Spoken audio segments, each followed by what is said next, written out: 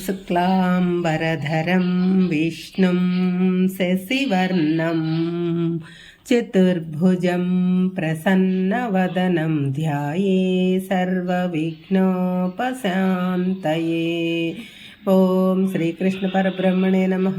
श्रीमद्भगवद्गीता अध षोडशोऽध्यायः दैवासुरसम्पद्विभागयोगः। 22వ శ్లోకం। येत्तैर्विमुक्तः कौन्तेय तमोध्वार्तैस्त्रिभिर्नरः आचरत्यात्मनः श्रेयः ततो याति పరాంగతిం। ఓ అర్జున, ఈ 3 నరక ద్వారాలను మూసివేసినవాడు, వాటి నుంచి విముక్తిని పొందినవాడు, తనకు తాను మేలు చేసుకుంటున్నవాడు, తనకు తాను మేలు చేసుకుంటూ ఉత్తమ గతులను పొందగలుగుతున్నవాడు. ఈ పై శ్లోకంలో కామ క్రోధ లోభాలు నరక ద్వారాలు అని చెప్పిన పరమాత్మ ఈ శ్లోకంలో మన మనసులలో ఆ నరక ద్వారాలు తెరిచి ఉన్నంత వరకు ఎవరూ బాగుపడడు, వాడికి పురోగతి లేదు, ఉన్నతి లేదు, నిరంతరం దుఃఖముతో బాధపడుతూనే ఉంటాడు. కాబట్టి కామక్రోధ లోభములను విడిచిపెట్టాలి. వాటిని విడిచిపెడితే ఎవరికి వారు తనకు మేలు చేసుకున్నట్టు దాని వలన పరమగతి కూడా కలుగుతుంది. కామక్రోధ లోభాలు అనే ఈ వికారాలను విడిచిపెట్టినందువలన 2 లాభాలు ఉన్నాయి. ఒకటి, కోరికలు, కోపము, లోభము విడిచిపెడితే ఈ లోకంలో ప్రతిరోజు కష్టములు లేకుండా ప్రశాంతంగా ఉండొచ్చు. అంటే తక్షణ లాభం కలుగుతుంది, దీర్ఘకాలంలో కూడా లాభం కలుగుతుంది. ఎలాగంటే కోరికలను వదిలిపెడితే మంచి కర్మలు, నిష్కామ కర్మలు చేయవచ్చు.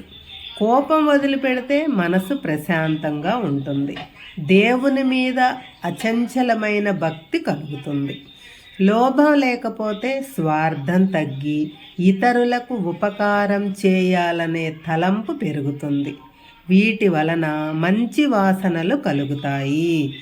దాని వలన మరు జన్మలో మంచి జన్మ వస్తుంది. ఈ ప్రకారంగా వాసనలు తగ్గించుకుంటే ఆత్మ పరిశుద్ధమయ్యి తుదకు జనన మరణ చక్రం నుంచి విముక్తి లభిస్తుంది.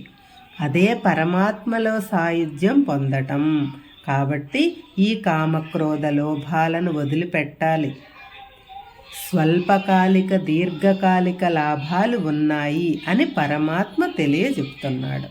ఇదంతా ఎవరో వచ్చి చేసేది కాదు. ధనం ఇచ్చి నెత్తిన చేతులు పెట్టించుకుంటే వచ్చేది కాదు.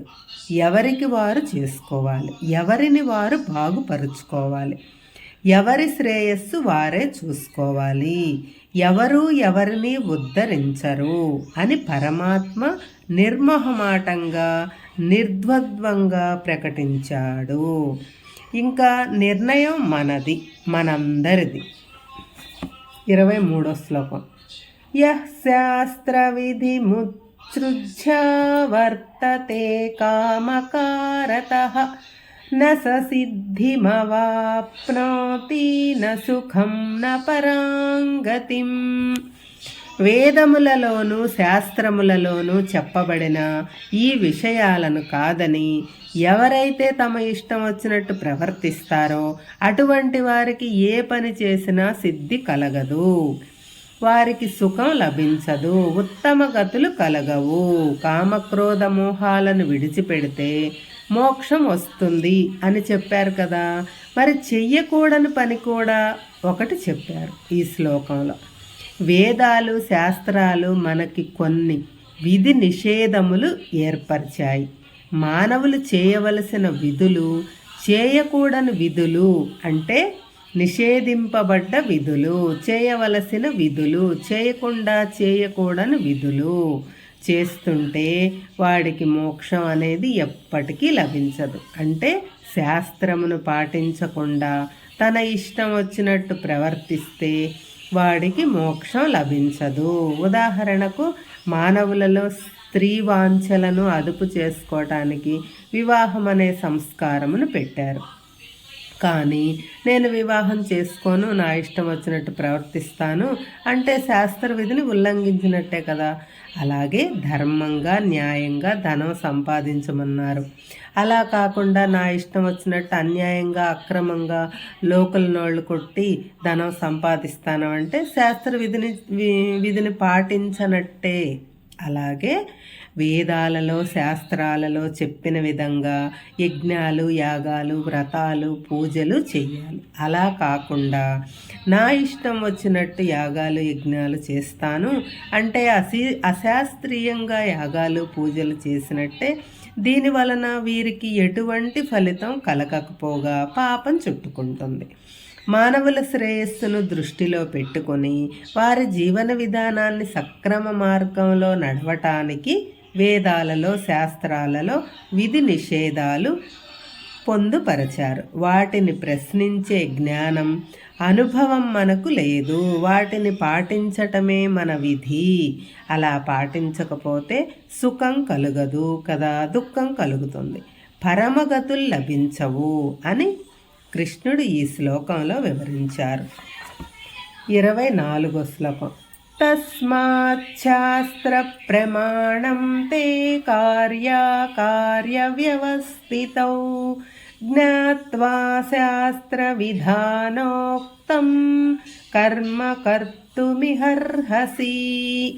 అంతా బాగానే ఉంది, మానవులు ఏం చేయాలో ఏం చేయకూడదో ఎలా తెలిసేది అని అడిగితే దానికి సమాధానమే ఈ శ్లోకం. మానవులు తన జీవిత కాలంలో ఏమి చెయ్యాలి ఏమి చెయ్యకూడదో నిర్ణయించేది వేదాలు శాస్త్రాలు.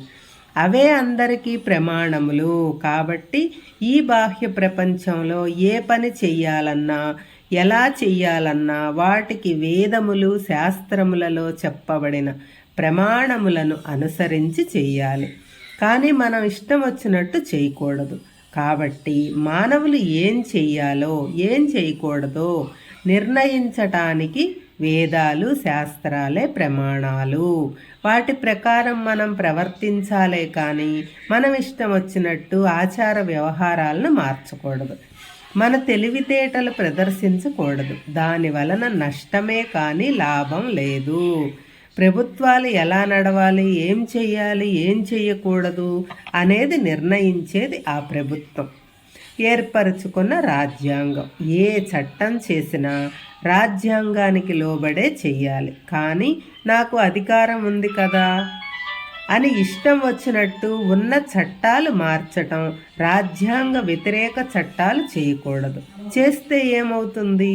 మన జీవిత కాలంలో మనందరం చూసిన అనుభవించిన ఎమర్జెన్సీయే చక్కని ఉదాహరణ. యజ్ఞాలు చేయాలి. యజ్ఞకుండం ఎంత పొడుగు వెడల్పు ఉండాలి, ఎంతమంది ఋత్వికులు ఉండాలి, ఎవరు ఏ పని చేయాలి, ఏ ఏ వస్తువులు హోమంలో వేయాలి, ఇవన్నీ నిర్దిష్టంగా వేదాలలో శాస్త్రాల్లో చెప్పారు. అలా కాదు మేము ఆవకాయలతో మిరపకాయలతో హోమాలు చేస్తామంటే దాని అర్థం మీరే ఆలోచించుకోవాలి. భగవంతునికి నివేదన చేయాల్సినవి పత్రం పుష్పం ఫలం తోయం అని స్పష్టంగా చెప్పారు.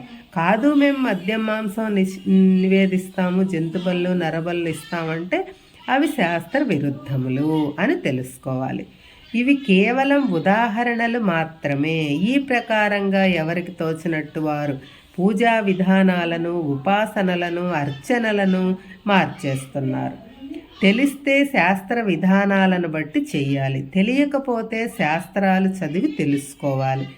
చదివిన వారి వద్ద నేర్చుకోవాలి. అంతేకాని అంతా నాకు తెలుసు నా ఇష్టం వచ్చినట్టు చేస్తాను అనటం మూర్ఖత్వం. అది పనికి రాదు అని అంటున్నారు పరమాత్మ. వేదాలు శాస్త్రాలు మనకు అందించిన మహా ఋషులు స్థాయి వారు చెప్పిన దాన్ని కాదనే అర్హత విమర్శించే పరిజ్ఞానం మనకు లేదు. కాబట్టి వారు చెప్పిన వాటిని ఆచరించటమే మన కర్తవ్యం. అందుకే పరమాత్మ జ్ఞాత్వా శాస్త్ర విధానోక్తం అంటే కర్మలు చేసే ముందు వాటికి సంబంధించిన శాస్త్రాలు విధి విధానముల గురించి జ్ఞానం మనకు తెలిసి ఉండాలి. కర్మ కర్తు మిహర్హసి అంటే కర్మలు చెయ్యాలి, కానీ ఆ కర్మలు శాస్త్రములలో చెప్పబడిన విధి విధానాలను అనుసరించి చేయాలి, కానీ ఇష్టం వచ్చినట్టు చేయకూడదు అని స్పష్టంగా చెబుతూ ఈ అధ్యాయం ముగించారు పరమాత్మ. ఉపనిషత్తుల యొక్క బ్రహ్మ విద్య యొక్క శాస్త్రయ యోగ శాస్త్రం యొక్క సారమైన భగవద్గీతలోని 14వ అధ్యాయం. ఓం తత్సదితి శ్రీమద్భగవద్గీతాసు ఉపనిషత్సు బ్రహ్మ విద్యాయాం యోగశాస్త్రే శ్రీకృష్ణార్జున సంవాదే దైవాసుర సంపద్వియోగో నామ షోడశోऽధ్యాయః. దైవాసుర సంపద్విభాగయోగం సంపూర్ణం. ఓం తత్సత్ ఓం తత్సత్ ఓం తత్సత్. హరే కృష్ణ.